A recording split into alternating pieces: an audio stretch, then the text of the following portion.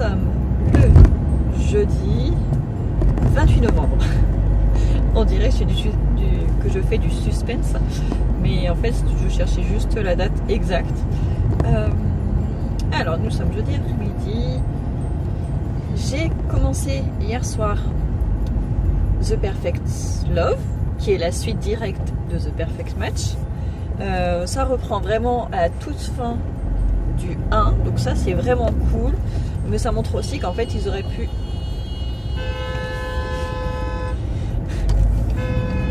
Je sais pas ce qu'ils sont tous là. Ils se klaxonnent les uns sur les autres, bon c'est pas grave, on va les excuser. Alors, donc je disais que en fait ils auraient pu en faire carrément un seul livre, parce que pour le coup c'est vraiment la suite directe. C'est même presque dommage d'avoir coupé à la fin du 1 parce qu'il se passe quelque chose, on a envie de tout de suite savoir. C'est d'ailleurs pour ça que j'ai acheté le 2 immédiatement. Donc pour le coup, bon après s'il l'avait fait en un seul tome, ça fait un tome de 1000 pages.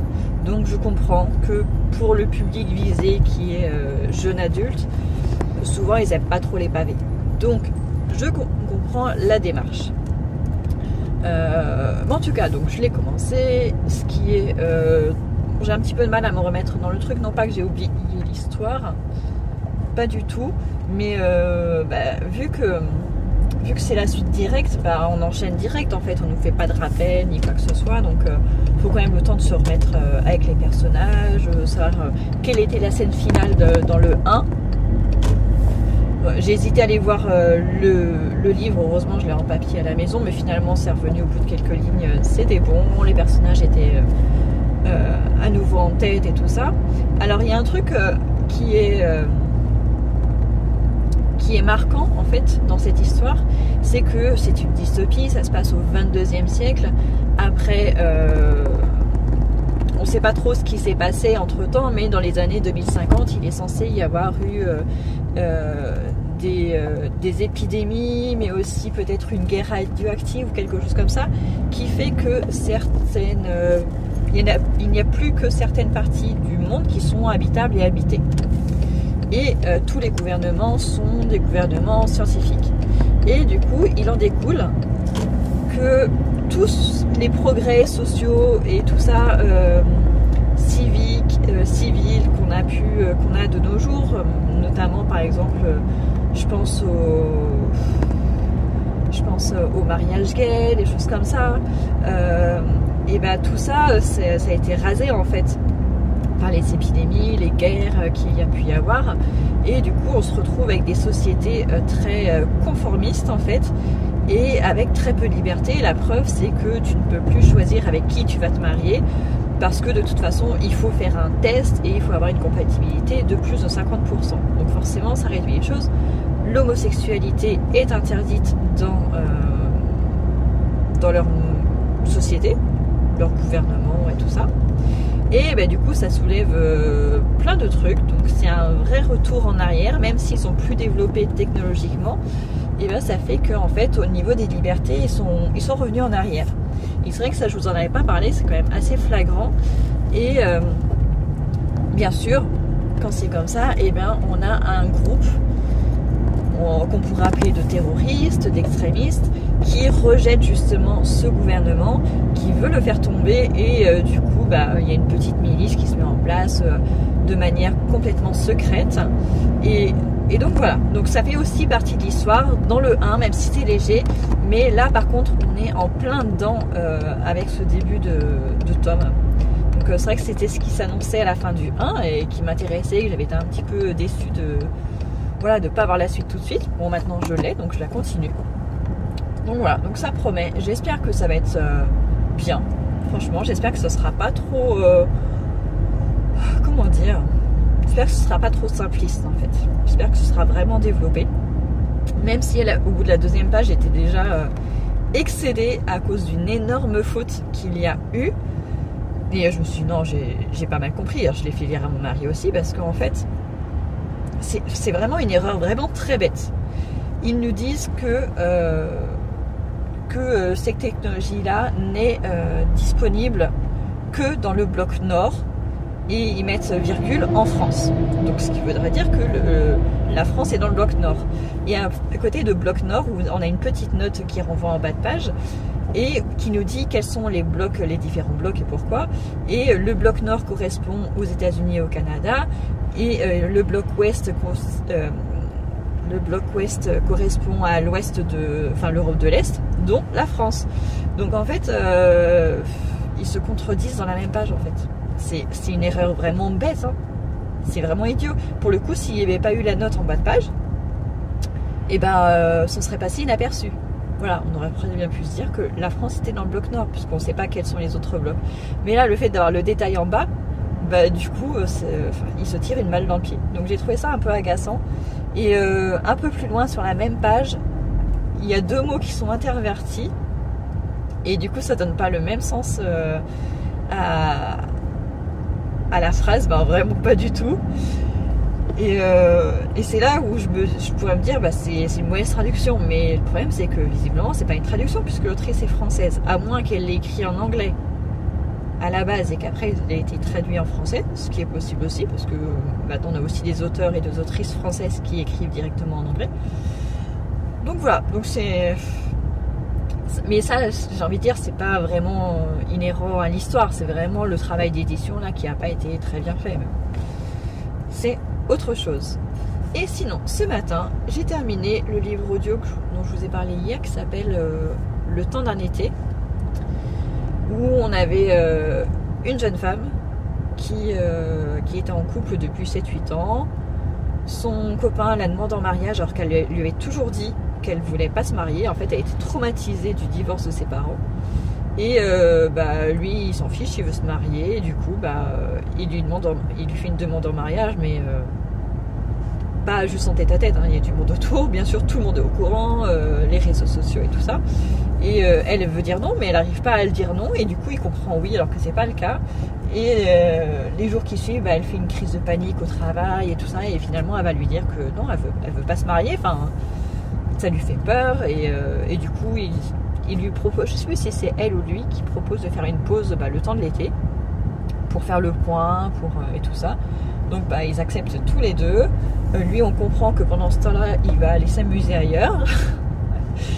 Du coup, elle aussi, elle essaye, mais en fait, elle n'y arrive pas. Elle n'est pas du tout dans cette optique-là. Elle était vraiment amoureuse, mais elle travaille sur elle. En fait, elle fait un travail sur pourquoi elle est traumatisée, pourquoi elle veut pas se marier et tout ça. Et elle va faire la rencontre, bien sûr, d'un homme dans ce contexte, qui lui est divorcé, qui a eu un divorce très douloureux, qui était très amoureux de sa femme, et c'est sa femme qui a demandé le divorce. Et tous les deux, ils vont se consoler. Mais se consoler en se disant qu'à la fin de l'été, c'est fini, chacun retourne à sa vie et tout ça. Et bien sûr, vous en doutez, ça va pas être si simple que ça. Mais j'ai beaucoup aimé parce que déjà, l'actrice qui lisait était excellente, mais vraiment excellente. Je crois que c'est la meilleure que j'ai entendue jusque-là. Et en plus, ça fait c'est une romance, mais c'est pas si léger que ça. En fait, ça fait presque développement personnel sur le couple en fait. Sur son rôle dans un couple, sur comment ne pas s'oublier dans un couple, sur comment gérer une rupture, comment s'en remettre. Donc franchement, c'était hyper agréable à écouter, et en même temps, ça fait un petit peu réfléchir. Donc franchement, j'ai beaucoup aimé. Ce matin, il me restait qu'une heure. J'ai le temps d'emmener les enfants, de revenir de l'école des enfants. Normalement, j'ai 20-25 minutes de marche. Et là, j'avais pas envie de l'arrêter. Donc du coup, je me suis dit, allez, j'enchaîne avec mon ménage. Comme ça, je garde mes écouteurs dans les oreilles et je peux continuer ma lecture audio. Donc c'est ce que j'ai fait. J'ai continué tant qu'elle n'était pas terminée, parce que je voulais pas attendre encore une journée pour avoir la fin. Et donc, je suis pas déçue du tout. Et ça, c'était une lecture qui était incluse dans l'abonnement Audible. Donc ça, c'est cool aussi, parce qu'il n'y a pas que des livres à acheter sur Audible. Il y a aussi des livres, des podcasts et tout ça qui sont déjà dispo, donc c'est cool aussi. Et donc le prochain, je sais pas encore ce que c'est. Je crois que j'en ai téléchargé plusieurs déjà d'avance sur Audible, mais aussi sur Spotify, parce qu'ils font des livres audio maintenant aussi. J'ai pas encore écouté sur Spotify, donc ce sera peut-être l'occasion. Mais quoique ce sera même pas demain matin, parce que demain matin, enfin le vendredi matin, souvent on y va en voiture. C'est le seul jour où on n'est pas obligé de marcher. Ça dépend. Si les enfants ont envie d'y aller à pied, on y va à pied. Mais s'ils sont trop crevés, et ben à ce moment-là, on prend la voiture. Donc demain matin, ça va dépendre des enfants. Tout simplement. Allez, je vous laisse pour aujourd'hui. Bonjour tout le monde, nous sommes vendredi après-midi. Là, je viens de récupérer un colis de livres. J'ai repassé commande il y a quelques jours en attendant de recevoir un colis pour ma fille. En fait, sur la bouquinerie... Non, c'est sur quel site que j'ai commandé? Je crois que c'est la bouquinerie du Sar. Oui, parce qu'en ce moment, je teste plein de sites que je connais, chez lesquels j'ai déjà commandé. Mais c'est vrai que j'essaie de varier un petit peu. C'est vrai que la bouquinerie du Sar, je trouve des choses très intéressantes à des prix défiant toute concurrence. Et là, pour le coup, il y a quelques semaines, j'avais déjà mis des choses dans le panier, mais sans valider. Et je suis retournée il y a quelques jours et j'ai revu d'autres trucs super. Et du coup, j'ai passé commande. J'en ai eu pour 60 €, je crois. Non, même pas. J'en ai eu pour 40 €. Ouais, 40 et quelques. Et j'en ai pour 10 kilos de livres. Je me souviens plus combien j'en ai pris. Il faudrait que je regarde sur la facture le nombre de livres, mais j'en ai beaucoup. Mais j'en ai pour tout le monde. J'en ai pour les petits, des livres de Noël notamment. J'en ai pour ma grande. J'en ai aussi pour mon mari. Donc voilà, des livres historiques. Donc j'en ai vraiment pour tout le monde. Au début, je les avais mis dans mon panier dans le but de faire un calendrier de l'Avent livresque. Et puis après, j'avais abandonné l'idée, d'une part parce que ma soeur nous a offert des romans de l'Avent, et en plus parce qu'on allait être dans le déménagement et qu'on n'aurait pas le temps de lire de toute façon. Donc c'était repoussé, mais finalement il me paraissait quand même assez intéressant. Donc du coup, je suis allée récupérer. Franchement, c'est hyper rapide. J'ai fait la commande, je crois, lundi. Elle a été expédiée mardi, je crois. Peut-être même... Ouais. Ou alors j'ai fait la commande mardi, je ne sais plus. En tout cas lundi ou mardi, et on est vendredi, elle est déjà arrivée. Donc ça c'est vraiment chouette. Alors que la commande d'avant que j'ai fait sur un autre site, elle a été expédiée aussi très rapidement le lendemain. Mais alors après, Mondial Relais, ils ont fait n'importe quoi. Ils ont baladé mon colis pendant plus d'une semaine d'un point relais à un autre parce qu'ils étaient tous complets. Enfin, c'était vraiment compliqué pour récupérer mon colis. Alors que ma fille n'avait plus rien à lire, elle était dégoûtée. Du coup, elle m'a emprunté ma liseuse. Mais sur ma liseuse, il a fallu qu'on achète les e-books. Et vu que c'était des e-books en plus qui étaient assez courts, ils faisaient quoi, 300 pages, un truc comme ça. Donc je crois elle avait lu le 1 cet été. Donc ouais, après on a acheté, et le 2. Donc on a acheté 3, 4, 5, 6 là, à 5 € chacun. Donc j'avais hâte que ces livres arrivent. Heureusement, elle les a eus. Mais bon, en ce moment, elle lit énormément. Déjà, elle lit beaucoup à la maison, mais en plus, elle lit sur le trajet du collège le matin, sur le trajet du retour le soir. Donc forcément, plus elle lit vite, donc plus elle les mange vite. Et là, pour le coup, la médiathèque, elle a fait le tour en fait des choses qui l'intéressaient. Après, il y a la médiathèque dans le rayon ado, il y a énormément de fantaisie. Et ma grande, c'est pas son truc la fantaisie, à part Nevermore qu'elle a beaucoup aimé. Mais sinon, la fantaisie, c'est pas trop son truc. Donc on se retrouve un petit peu à court. Et puis l'autre fois elle m'a dit, est-ce qu'on peut aller à Cultura ou à Leclerc Culturel? J'ai dit ouais, mais le problème c'est que le budget il va pas suivre, hein. Je peux pas lui acheter plein de livres neufs. Donc c'est pour ça que je suis allée sur la bouquinerie du Sar pour voir ce qu'il y avait, parce qu'ils reçoivent très régulièrement des livres, donc c'est pour ça. Et franchement ils sont vraiment pas chers, il y en a à 1 €. Et il y en a qui vont soit en général ils sont soit à 1 €, soit à 2,40 €, soit 3,40 €. Après il y en a des plus chers, hein, mais dans les meilleurs marchés c'est ça. Donc voilà, donc là j'ai récupéré le colis qui fait 10 kg. J'avais un petit peu de peine pour la nana qui m'a ramené le colis à la caisse. Bon après moi j'ai pas trouvé ça lourd, mais elle, on a l'impression qu'elle peinait énormément. Donc voilà. Et j'ai postulé. J'ai finalisé, mon mari travaillait pas ce matin. Et du coup, on a finalisé mon CV, ma lettre de motivation. Avec un regard extérieur, c'est vachement mieux. Et en plus, je sais pas comment il arrive. C'est moi qui lis, mais c'est lui qui est, qui est le plus à l'aise à l'écrit. C'est assez impressionnant. Il improvise très très vite. Très belle tournure. Donc il m'a beaucoup aidé. Et une fois que mon CV était prêt, ma lettre de motivation était prête, allez, je lui dis, j'y vais, j'envoie. Donc il était, je crois que c'était sur les coups de 13 h, un truc comme ça. Je me suis dit, on est vendredi, il y a une chance qu'il soit lu d'ici à ce que la personne soit en week-end ce soir. Je me dis, si je l'envoie que le week-end, lundi matin, ça sera noyé au milieu de plein d'autres mails. Enfin, après, peut-être pas, hein, mais c'est ce que je me suis dit. Donc voilà, c'est fait, c'est parti, il n'y a plus qu'à croiser les doigts. Et puis on verra bien, je vous dirai, hein, si j'ai une réponse négative, je vous le dirai. Si j'ai pas de réponse, je vous le dirai aussi. Il n'y a pas de souci, j'ai commencé à en parler, donc je dirai jusqu'au bout de la démarche. Je vous partage ça en temps presque réel. Et ce matin, je n'ai pas eu le temps de lire. Enfin, j'ai lu quelques pages pendant que je buvais mon café. Hier soir, je me suis endormie sur mon livre. Forcément, la fatigue du jeudi soir, elle est horrible. Je ne sais pas qui a fait un dérapage de malade derrière moi. Les gens sont trop dangereux ici. Surtout dans les ronds-points. Ils nous font des dérapages de fou, qu'il y ait du monde ou pas. Hein. Et donc oui, j'ai à peine lu ce matin juste quelques pages pendant mon café. J'ai pas écouté d'audio puisque on est allé à l'école en voiture ce matin. Et donc là, je vais récupérer mes deux grands au collège, mais je suis pas en avance vu que je me suis arrêtée, j'ai fait un petit détour pour récupérer le colis. Et normalement, s'il n'y a pas de problème d'ici tout à l'heure, on récupère les clés de la maison. Et c'est pas encore gagné parce que on devait les récupérer ce matin. Et hier soir à 18 h, on a eu un appel pour nous dire que la pompe à chaleur n'était toujours pas installée. Après moult reports de livraison de la maison, on commence à un petit peu paniquer. On se dit, on va jamais la voir notre maison. Parce que on devait emménager pendant l'été quand même. À la base, on devait emménager et les enfants devaient faire leur rentrée dans leur nouvelle école en septembre. Ce qui n'a pas été le cas, c'était repoussé. La dernière date, on devait avoir les clés le 18 novembre. Et bien on est le 29 novembre.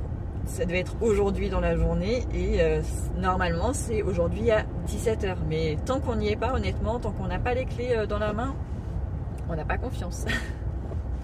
Donc je croise les doigts pour ça aussi.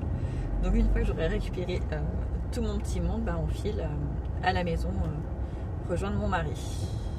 Qui lui va y aller en avance parce que c'est 17 h et que moi à 17 h j'aurais à peine récupéré les deux petits. Donc voilà pour les nouvelles.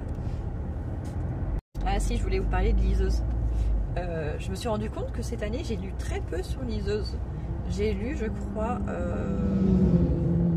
3 ou 4 livres sur liseuse cette année seulement. C'est l'année où je lis le moins. C'est vrai que la première année, c'est là où j'ai lu le plus sur ma liseuse. Après, l'année dernière, pas beaucoup, mais quand même une dizaine. Mais là, ouais, j'en ai lu que 4. En revanche, ma fille, là, ces derniers temps, elle l'a beaucoup utilisé. Déjà cet été, quand on est parti en vacances, elle l'avait beaucoup utilisé. Et là, du coup, j'étais en train de me dire, parce que on avait déjà parlé, et elle aimerait bien en avoir une pour Noël. Alors, moi, ça me va, lui offrir ça pour Noël, pour son anniversaire, peu importe. Mais le truc, c'est que acheter tous les livres à l'unité, les e-books coûtent cher, des fois plus cher que la version papier. Du coup, je me dis que en plus l'abonnement à Kindle, je le trouve pas, donc Amazon, je le trouve pas top. À un moment, je crois que je m'étais abonnée, ou en tout cas avec Prime, on pouvait emprunter certains titres.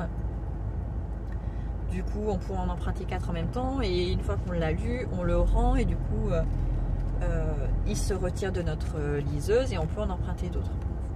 C'est sympa comme système. Mais je trouve qu'il y a, enfin, dans mon souvenir, il y a quand même assez peu de choix. Enfin, il doit y avoir du choix, mais en tout cas, les livres que moi je voulais lire à chaque fois, ils étaient jamais dans l'abonnement. Et en tout cas, l'abonnement Prime, je sais pas si. Et après, il y a l'abonnement Kindle Unlimited. Mais je ne sais pas exactement quels sont les titres. Et vu que ça change tout le temps, en fait, on ne peut pas avoir un catalogue vraiment détaillé de tous les titres qu'il y a. Et je me suis dit, sinon, pourquoi pas aller à la concurrence avec la Kobo, qui marche avec un abonnement Fnac. Mais en fait, je ne sais pas si l'abonnement Fnac est mieux que celui d'Amazon. Je ne sais pas du tout. J'ai essayé de poster j'ai mis un commentaire sur Thread ce matin pour avoir des comparaisons, pour savoir si quelqu'un a déjà fait la comparaison, voir s'il y avait une plateforme plus intéressante que l'autre. Bon, pour l'instant, j'ai pas eu vraiment de réponse, donc après, j'essaierai de faire des recherches par moi-même si je trouve le temps. Mais voilà, en plus, parce que la mienne, elle est en noir et blanc. C'est vraiment la basique, la moins chère. Pour moi, je la trouve très bien. Elle loge dans ma poche, c'est parfait. Mais c'est vrai que quand on regarde les couvertures sur la page d'accueil, bah, c'est que en noir et blanc, enfin en gris. Et du coup, il y a certains titres, quand je les ajoute via l'application sur mon téléphone, bah, la couverture est magnifique. Mais c'est vrai qu'une fois qu'on passe sur la Kindle et que c'est en gris, et bah, ça donne vachement moins envie. Et du coup, je me demande si je ne prendrais pas plutôt une version couleur qui sera peut-être déjà plus chouette, je pense. Mais elle est plus chère aussi.